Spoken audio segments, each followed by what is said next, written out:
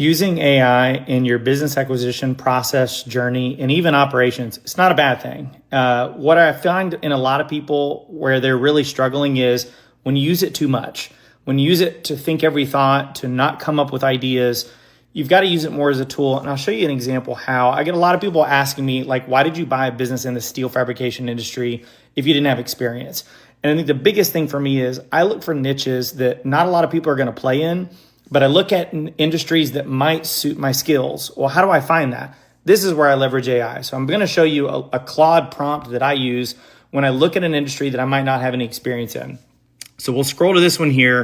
I'm going to show you because this is the answer here. What I'm asking is, I'm looking to buy a steel fabrication business, but I don't know anything about the industry. What are some key challenges in the space? What strengths as a strategic owner should I possess? And what should each of these businesses have to be able to de-risk? Great question. Key challenges: labor, material pricing, project-based revenue, estimation risk. Let's go down to the strengths though. So this is for you to understand. Financial and operational analytics. Is that a space you want to play in? What about relationship management, people leadership, comfort with complexity, capital allocation discipline?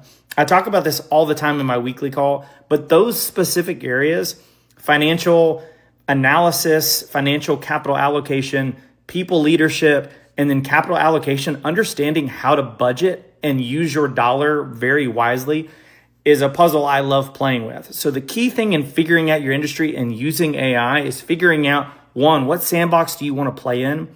What's the key areas that you would be fine spending a lot of your day in? And then finding the industry where those needs, strengths are what's key in having success in that business. That's the kind of industry I want you to go after. Not just the ones people are talking about on Instagram or like the influencers who talk about. Find what matters to you because that's where you're going to be most successful.